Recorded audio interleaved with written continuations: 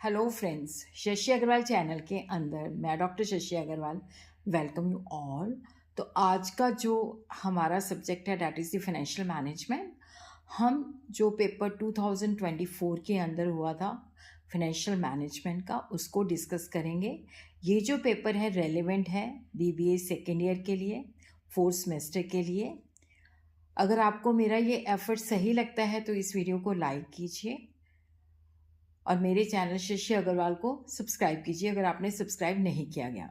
तो there are 3 section. तो section A जो है that is compulsory relevance of the concept of gross working capital, कि जो ग्रॉस वर्किंग कैपिटल है उस कंसेप्ट कितना रेलेवेंट है। तो यहाँ पे हमने बताना है कि जो ग्रॉस वर्किंग कैपिटल है उसकी क्या मेरिट्स हैं। फिर उसके बाद हमने लेटर ऑफ क्रेडिट, फिर उसके बाद net present value, profit maximisation versus wealth maximisation, net operating income approach, venture capital, objective of financial management. फिर उसके बाद जो है WACC, ये कॉस्ट ऑफ कैपिटल से है, cost of debt, control mechanism of a discretionary cost centre. फिर उसके बाद सेक्शन बी है। सेक्शन बी के अंदर से हमने करने हैं 4 क्वेश्चन दिए हुए हैं, 2 क्वेश्चन करने हैं। Financial management is in many ways an integral part of the job of a manager.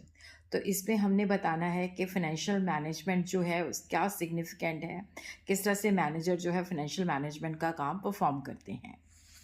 फिर उसके बाद है what is the stability of dividend, कि जब हम डिविडेंड को स्टेबल फॉर्म के अंदर पे करते हैं, कॉन्स्टेंटली पे करते हैं, why should it be followed, कि क्यों हमें डिविडेंड पॉलिसी जो है स्टेबल होनी चाहिए, उसको क्यों फॉलो करना है।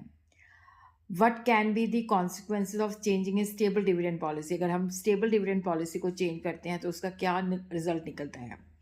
फिर उसके बाद है why do investor have a strong preference for dividend, कि जो इन्वेस्टर्स हैं वो डिविडेंड क्यों प्रेफर करते हैं। Discuss the important provision of company law pertaining to the dividend, तो इसमें आपने डिटर्मिनेंट्स ऑफ डिविडेंड को डिस्कस करना है। फिर उसके बाद है what do you mean by cost of capital, explain the various factors affecting the cost of capital.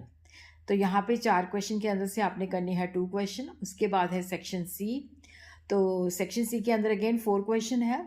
तो क्वेश्चन नंबर 6 के अंदर 2 पार्ट है। ग्रॉस वर्किंग कैपिटल और नेट वर्किंग कैपिटल का डिफरेंस बताना है। Permanent and temporary working capital का difference बताना है। फिर उसके बाद discuss the application of CAPM and Gordon dividend growth model in the estimation of cost of equity.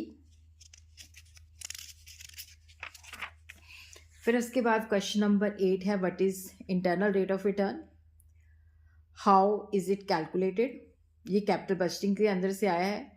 And also that discuss the problem associated with internal rate of return. उसके बाद है कि हम किस तरह से जो वेरियस मेथड्स हैं जिसके द्वारा हम वर्किंग कैपिटल रिक्वायरमेंट को एस्टिमेट करते हैं उसके बारे में बताना है। उसी तरह जिन बच्चों का पंजाबी मीडियम है तो क्विकली इसका स्क्रीनशॉट ले लीजिएगा।